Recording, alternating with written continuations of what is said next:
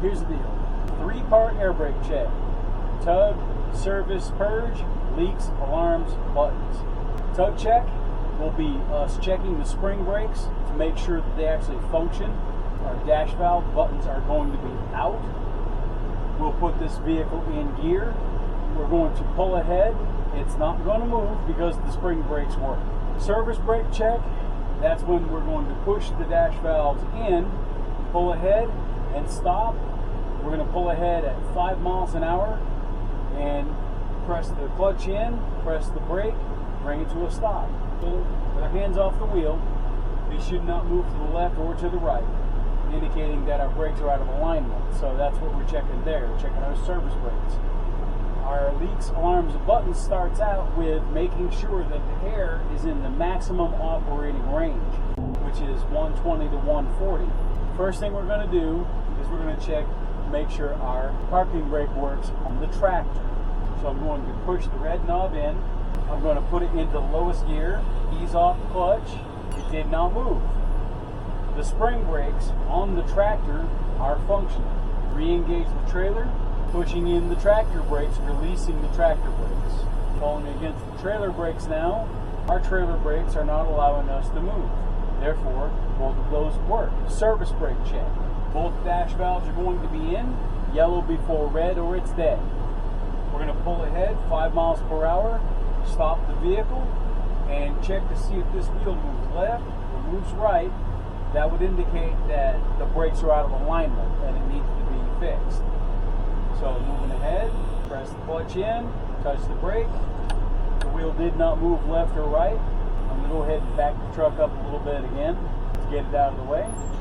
Now, currently we're in neutral. For this yard, that's okay. For other yards, probably not. You may have to, at this point, set the brakes, get out, and chalk the wheels. Because right now we're in neutral, and we're building the air to its maximum operating range.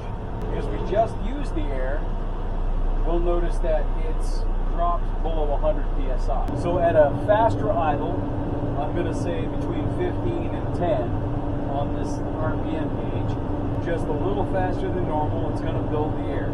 We need to hear the air dryer make a sound like it's going whoosh, like that.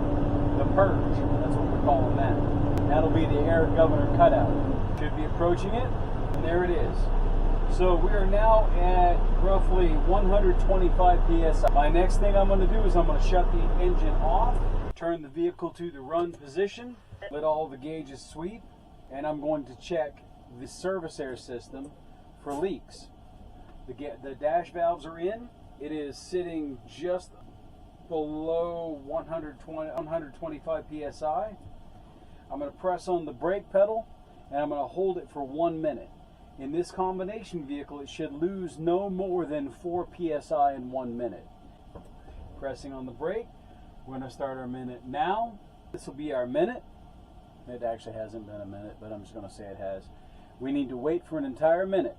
So, currently, without me taking my foot off of the brake pedal, it is still depressed. It has lost no more than 4 psi in 1 minute.